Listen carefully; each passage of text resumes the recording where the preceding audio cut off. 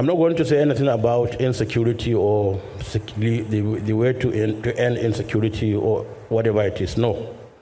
I want to adopt all what's been said from the beginning of this program, because these are the ways and means of resolving such issues. But what President Jonathan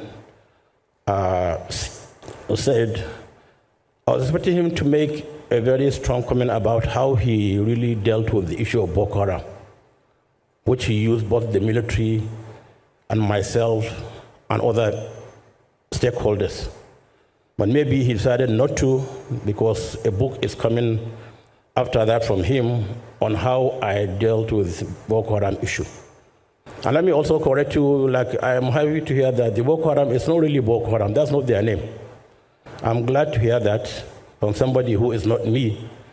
If I were the one who is saying though, somebody will say yes, because I know them. And that's not their name, because I know that they never claimed Boko is haram. If you have listened to some of their audio, which I had privilege of listening to, they said they didn't say Boko is haram, because so many of them have also gone to school. And they said you cannot open somebody's brain and remove the education in his head. So he has already acquired that knowledge, that education. He's an engineer, he's a doctor, he's whatever it is. What they are saying is that those who have gone to school and are educated are leading bad governments. What they are after is the issue of bad governance, because they want to be free, they want to do whatever they feel they should do. And I want to correct, and I'm glad this is carried on TV, live. I want to correct this wrong notion that people, non-Muslims, hold about jihad. Jihad is not to kill a non-Muslim by a Muslim. Jihad means to strive. And in whatever you do in life, you strive to be the best you can be. You strive to be a good Muslim. You strive to be a good Christian. You strive to be a good farmer or a good engineer. So jihad is not to kill a non-Muslim. That's a wrong notion people have been airing out for decades. And I wrote a foreword on a book.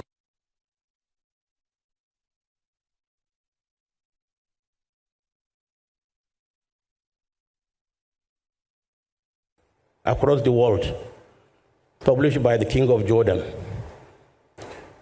And I wrote that forward, and I believe that book will be brought back again, because it was about 13, 14 years ago, and it talked about the uses and abuses of jihad. Because at the back of the book, I remember very well, because they said one of the most fearsome words a non-Muslim would hear is the word jihad. And it's true, because people have already given it a very negative connotation, but it is not. And so let's live here with that notion that, look, jihad is to strive, it's not to kill a non-Muslim.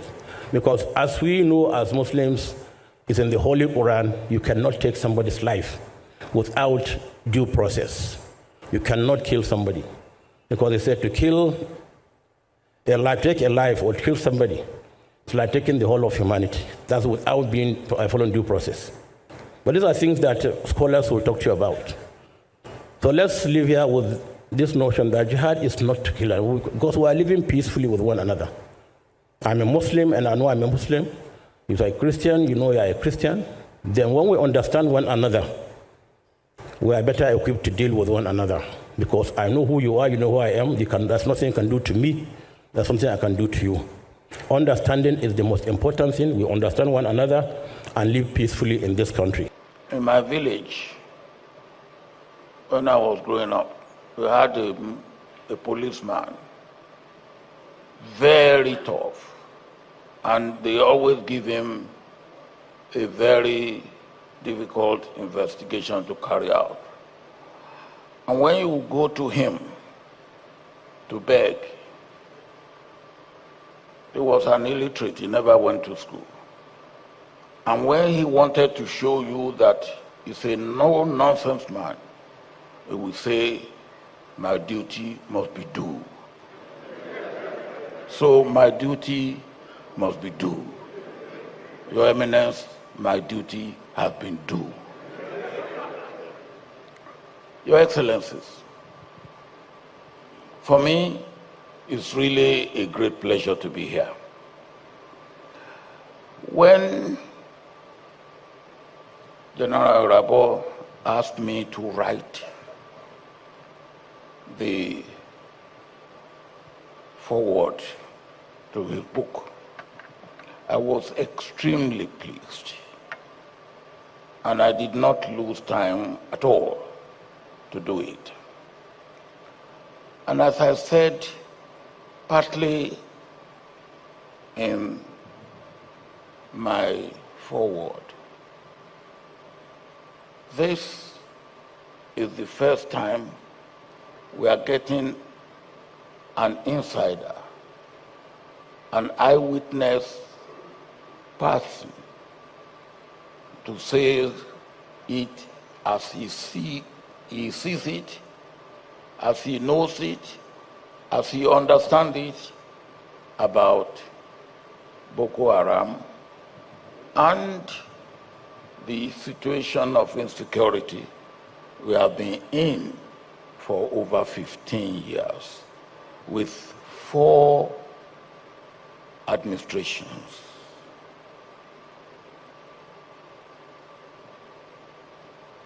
And I remember that this will not be the first time we will have security issue, military type in this country. We had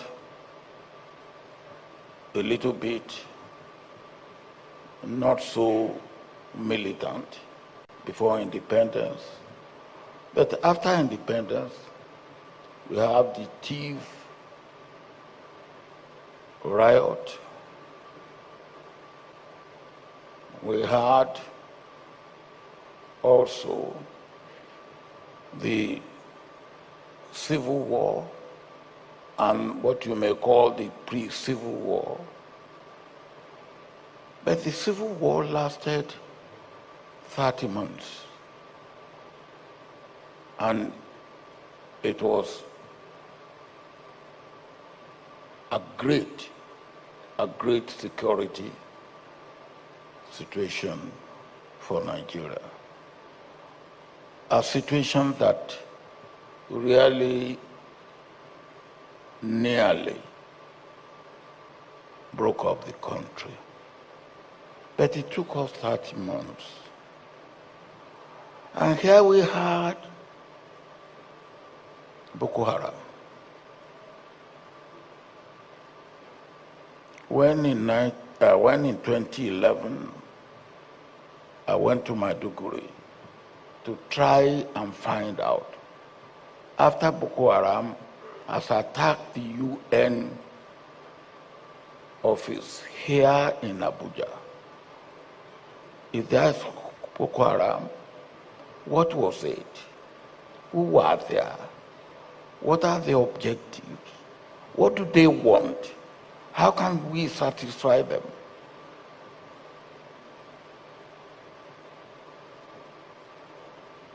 I found, yes, there was Boko Haram.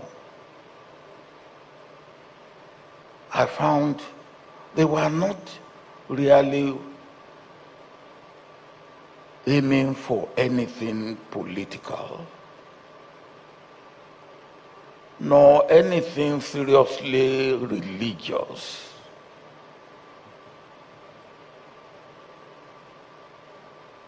But in short, they were looking for a better life.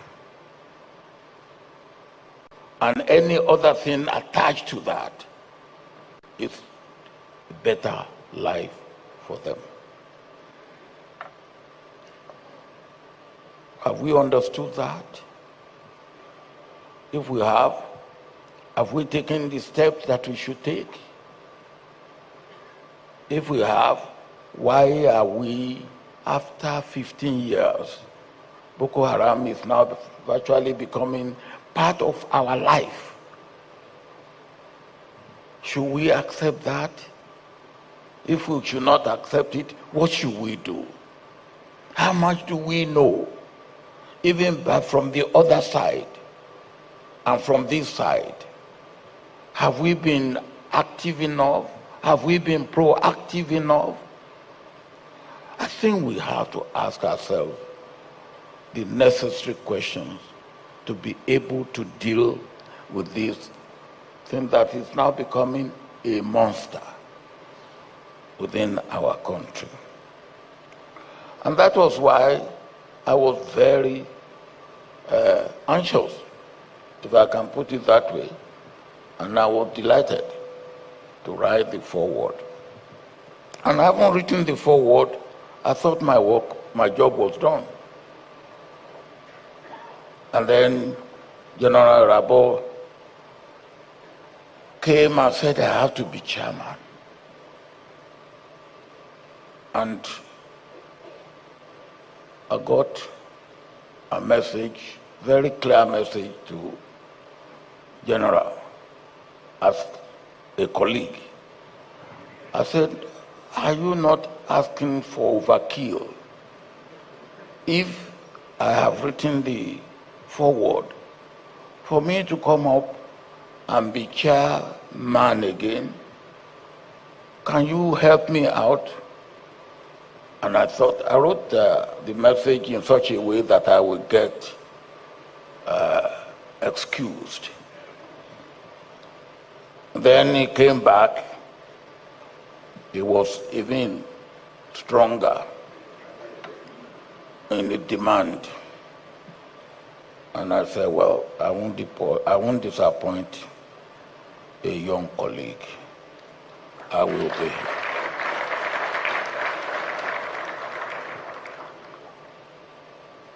I want to thank you again, as I have said, for the courage.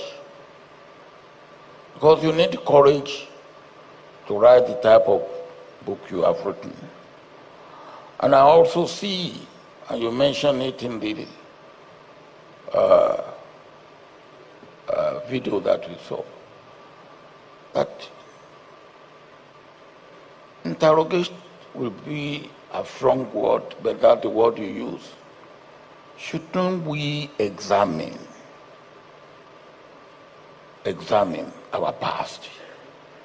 What is in our past that is becoming debilitating,